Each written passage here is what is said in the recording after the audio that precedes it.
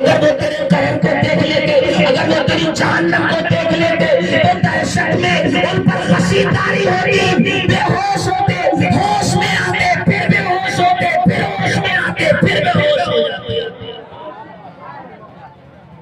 نہیں دیکھا تو یہ عالم کہ ان کی آنکھوں سے آنسو جاری تھے، وہ رو رہے تھے، وہ دہاڑے مار رہے تھے، مولا ان پر خشیت ایسی طاری ہوئی کہ سہمے سہمے نظر آ رہے تھے۔ اللہ ارشاد فرماتا ہے فرشتوں، اگر میرے بندوں کی حالت تھی، میرے نبی کی محفل میں میرے نبی کے دیوانوں کی یہ کیفیت تھی، میرے ان پیارے بندوں کی یہ حالت تھی، تو اے فرشتوں گواہ ہو جاؤ، میں نے اپنے ان تمام بندوں کی بخشش فرما دی، ان کو معاف فرما دیا۔ یہ ہے محفلوں کا فیضان جو ہم سمجھ نہیں پائے، اور سمجھنے کی وجہ، نہ سمجھنے کی وجہ یہ ہے کہ ان محفلوں میں بیٹھ کر جو فائدہ ملتا ہے، دنیا کا فائدہ تو ہمیں نظر آ جاتا ہے، لیکن آخرت کا فائدہ جو کہ ہم آخرت میں دیکھیں گے، بعد کا معاملہ ہے، اس لیے ہم ان کے فائدے کو سمجھ نہیں پاتے۔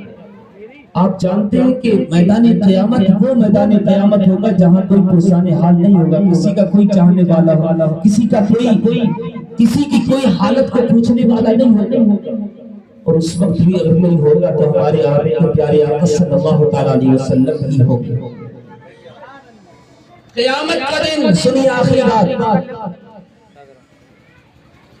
قیامت کا دن سامنے دنیا میں کیے ہوئے کا حساب دے رہا ہوگا، اور کوئی ایک مجرم کی طرح کھڑے ہو کر، گناہگار کی طرح کھڑے ہو کر اپنے مالک حقیقی کے سامنے اپنے کیے ہوئے کا حساب دینا کوئی آسان کام نہیں ہوتا، اور وہ بھی اللہ کے حضور، اس عالم میں اللہ کا قہر غضب جوش پر ہوگا، یہاں تک کہ آدم کی ہمت نہیں ہوگی اس دن کچھ بول سکے، ابراہیم کی بھی ہمت نہیں ہوگی اس دن کچھ بول سکے، جب یہ اولو العزم پیغمبروں کی ہمت نہیں ہوگی تو ہماری اور آپ کی بساط کیا کہ اس کے سامنے کھڑے ہو کر ہم اپنے کیے ہوئے کا حساب دے سکے۔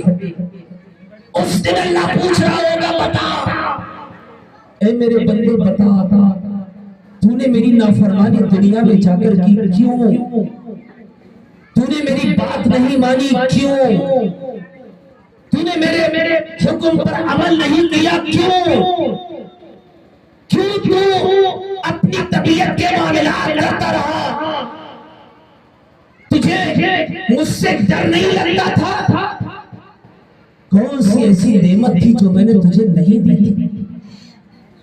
تو گیا نہیں تھا، اس سے پہلے میں نے تیرے لیے زمین کا انتظام کر دیا تھا، تو نہیں پہنچا تھا، اس سے پہلے تجھے ضرورت تھی پانی کی، میں نے تجھے پانی کا انتظام کر دیا تھا، تجھے سانس لینے کے لیے ہواؤں کی ضرورت تھی، میں نے تیرے لیے ہواؤں کا انتظام کیا تھا، تیرے لیے ہر نعمت کا انتظام کیا تھا، تو نے میری بات کیوں نہیں مانی؟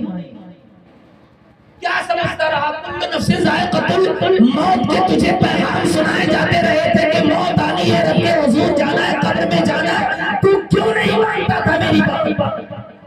کیوں میرے حکم پر عمل نہیں کرتا تھا؟